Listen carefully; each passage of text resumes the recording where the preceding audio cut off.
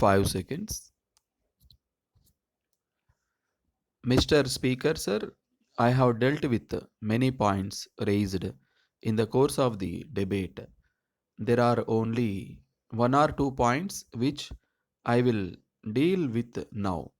With regard to prices, it is necessary that they should come down. Only if the prices fall, we can be prosperous.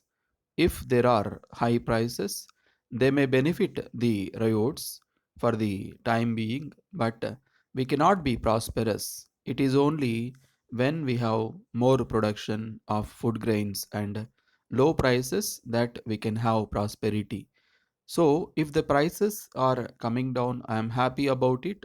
It means that we are prosperous as far as food is concerned. With reference to sales tax, it was said that there should be no sales tax on food grains. I do not know whether those who say this knew how much of the food grains was taxed under the Sales Tax Act.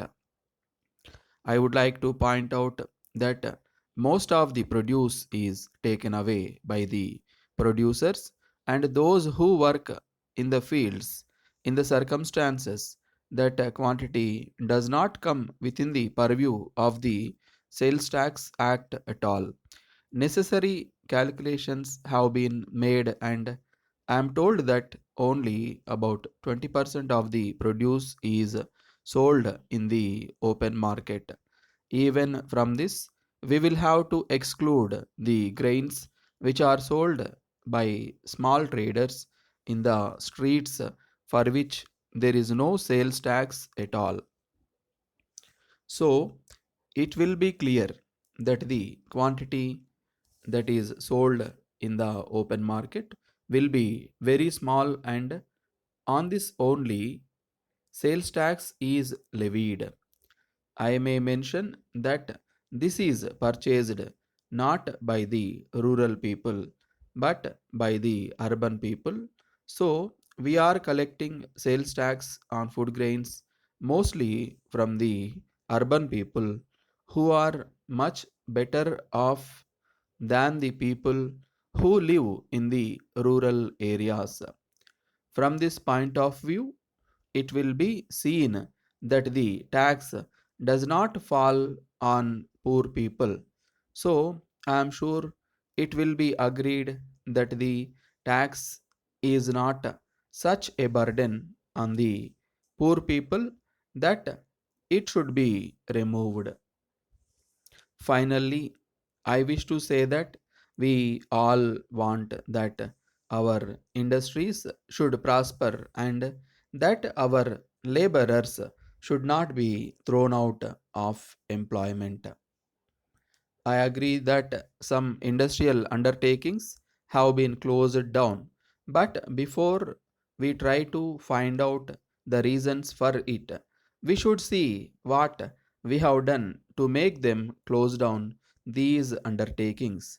So far as labor leaders are concerned, they want the same standard to be maintained in all undertakings, and for this purpose they start agitations. When this is done, these undertakings try to satisfy them as far as possible. When they find that it is impossible to do so any further, they close down their undertakings. It is not as if we are not aware of the difficulty of laborers. We know the conditions under which they work. I come from a rural area and I am aware of the conditions of rural labor. Taking into account what an agricultural laborer gets today, I can say that the industrial laborer can be considered to be a prince. But at the same time, I must say that industrial labor is working under peculiar conditions. It is a fact that political parties try to make use of industrial labor on account of their agitations from time to time. It is very difficult for the industrial undertakings to carry on their work. So, at some time or other, they are compelled to close down. Letter from Balu Silk and Textiles Company, Kolkata, to Messrs. Jiva Brothers, Mumbai. Dear sirs, we have received the monthly reports of sales submitted by you.